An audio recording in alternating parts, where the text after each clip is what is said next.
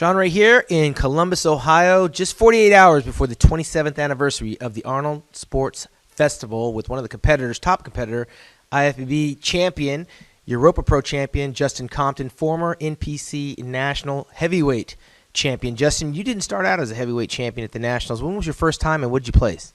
First time at Nationals was in 2011. I was still a heavyweight, and I was kind of at the bottom of the class. I think I finished like 13th. And I was there at the 2012 where you won your category, but you didn't win the overall. What was that experience like? Because that was a big jump from 2011 to 12.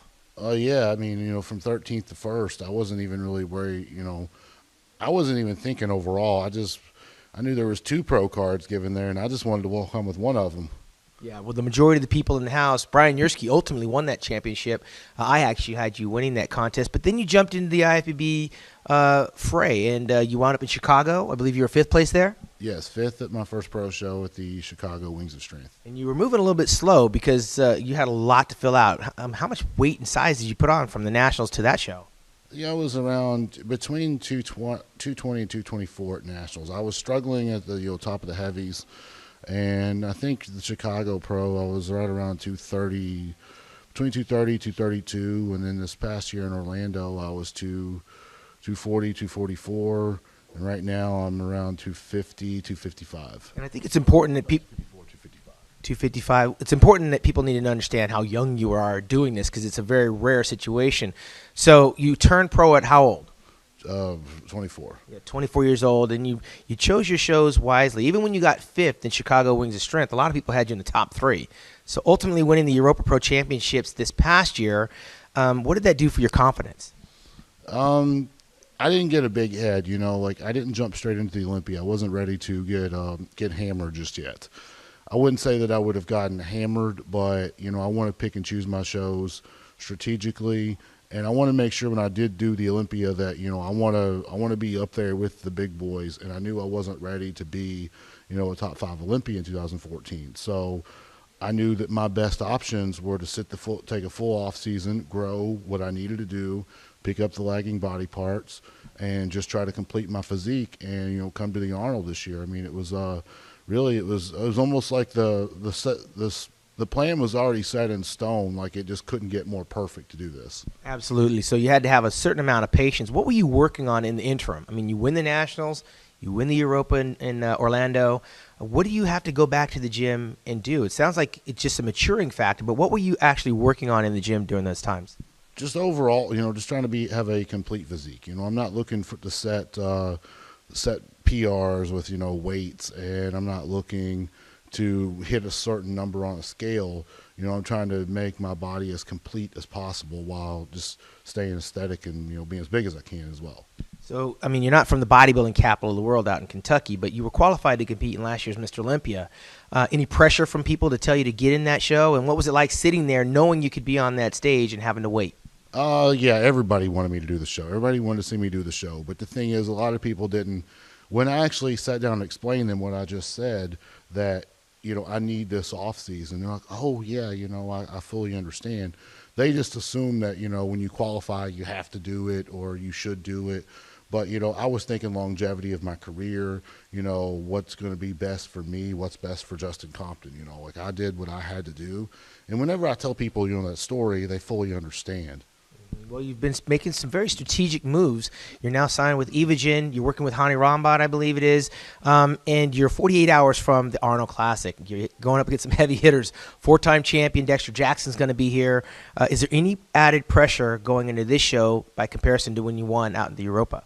Yeah, I mean, I guess you could say there's added pressure, because when I went to the Europa, nobody was like, I didn't have the hype, I didn't have, a lot of people supporting, a lot of people following, a lot of people, pulling for me to win. People get to really care less who won that show. So, I mean, you had a few people that was following it, but, the Arnold being a much bigger deal, I can't go anywhere on social media. Everybody's like, oh, Cedric's going to win, or Evan's going to win, Dexter's going to win, so Justin's going to win. So it's a complete toss-up on who's going to be the best man this weekend. So it does put a little bit of pressure on me, but it doesn't change my game plan or my way of thinking. I'm going to be as good as I can be, and that's all I can do. I can't control what anybody else brings to the stage, but I know that I'm going to be much bigger, much better, much improved, and that was the goal, and I think I've already achieved that. Well, let's keep it real. You're 48 hours away. I'm assuming you're on low carbs. It's your last major workout. You're probably going to be posing your ass off between now and the time you hit the stage at 2 p.m. on Saturday afternoon. What can actually happen between now and Saturday that's not happening for you right now? I mean, I know there's a few things you have to do. The tanning, obviously, maybe pulling some water. Tell the fans where you're at mentally and physically for this competition.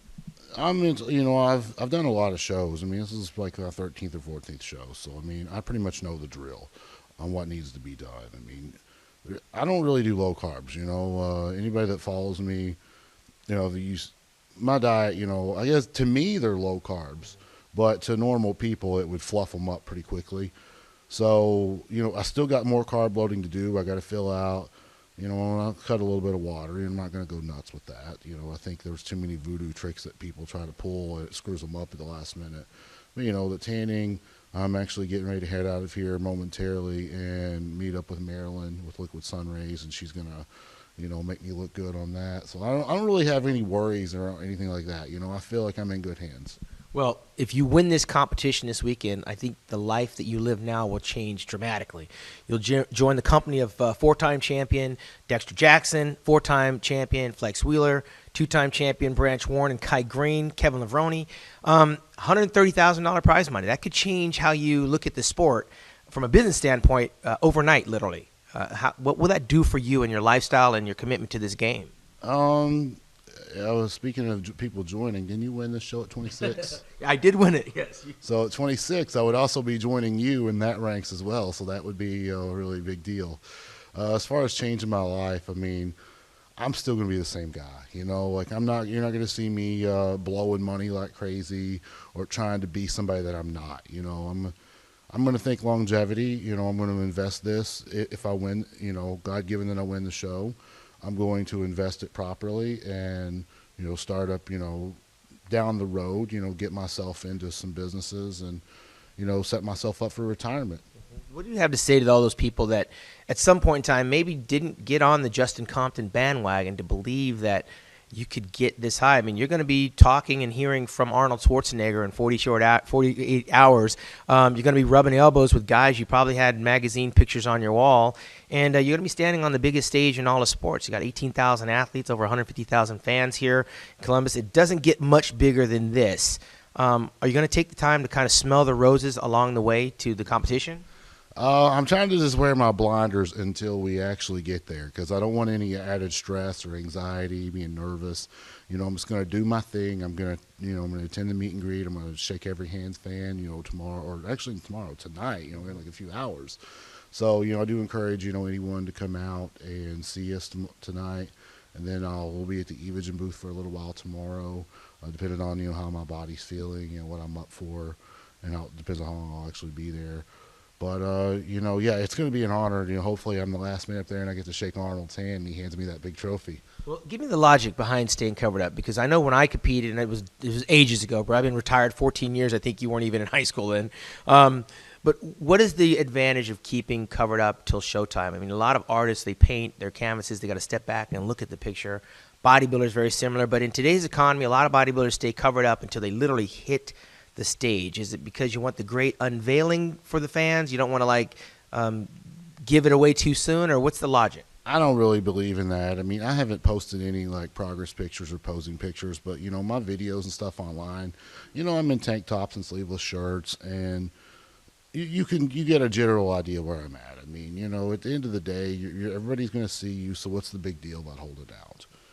Spoken like a true veteran who's only a rookie here in Columbus, Ohio. In 48 short hours, he'll be standing next to some of the bodybuilding greats, including, like you said, Tony Freeman, 47, 48 years old. Talked to Tony a couple hours ago. Yeah, I mean, it's going to be a different level of competition. And, man, we are a long ways from Atlanta where you were winning your pro card back in 2012. That was Atlanta, wasn't it? Yeah, it was Atlanta.